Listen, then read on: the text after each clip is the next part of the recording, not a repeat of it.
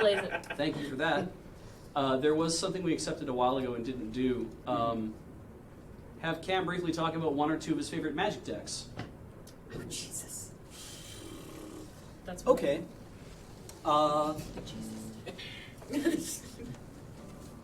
I played the only deck I have together right now is modern Gifts Storm, which is a lot like solving a puzzle box so hard the other person dies.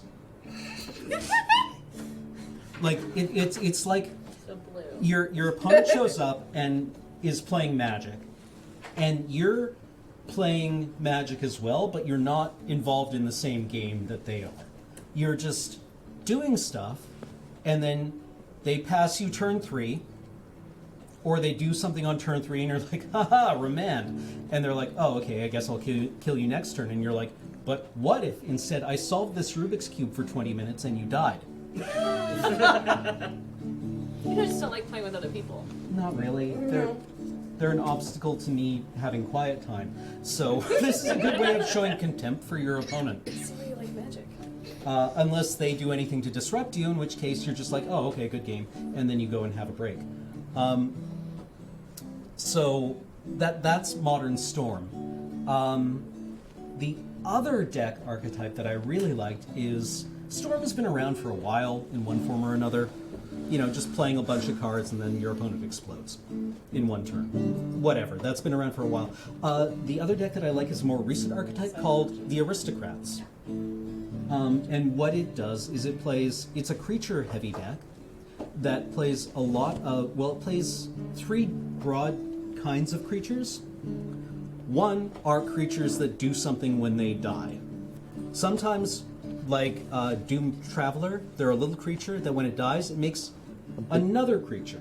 In this case, a spirit, right? You kill the dude, and then his soul also is there. So you have creatures that do something when they die. That's one category. The next ones are creatures that have are your sacrifice outlets. And those are creatures that have a rule or a clause on them that says, sacrifice a creature, get an effect. And sometimes that effect is like, this creature gets bigger this turn, or this creature gets a specific ability. Or this creature does something, and it doesn't really matter what it is, but it kills one of your own dudes to do it, and that's important. The third category of creatures are blood artists, I think is the generic name for them, and they are creatures that have a line of text on them that says, when a creature dies, get an effect. The blood artist says when a creature dies, you gain life and each opponent loses 1 life.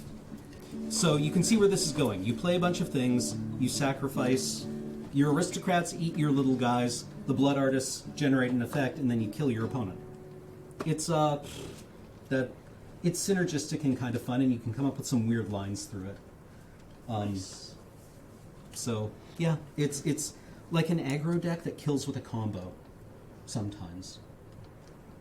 Cool. Yeah. Awesome. Thank you very much. Hey, Beach. Yes. I saw some people talking about silent auctions coming through. Does that mean we just had silent auctions end and we have new ones? I think it's people paying out because we did it at 2, and they had 8 hours remaining. Oh, it's still, that was only so 2 hours lots ago. of time, so we'll probably end up covering silent. We'll do it later. It's Yeah, fine. to bring attention to things though as well is that if you're interested in seeing what's currently going on at Desert Bus, you can go to desertbus.org to do that, and you can see all the prizes and stuff there. You can see what's going on, all that kind of stuff. The blog, I believe, updates all the time, so you can see like what's new stuff that might be going in and around the lunar module. But yeah, you can check out all the prizes there and see what's currently up for bid, and also other giveaways that we'll be doing later in this shift. Yep, you can also follow Twitter at Desert Bus, or we also are on Instagram, Desert Bus for Hope. Instagram. Instagram. Oh, one other important thing I forgot to mention about the Aristocrats is that it's freakishly resilient. It absorbs punishment and damage in a weird way, in that it can dodge a lot of your opponent's removal, or it punishes your opponents for using removal. You very rarely want to Wrath the board of an Aristocrats player because you will usually die. So it presents an interesting challenge for a lot of decks. There, that's the button on that. Nice.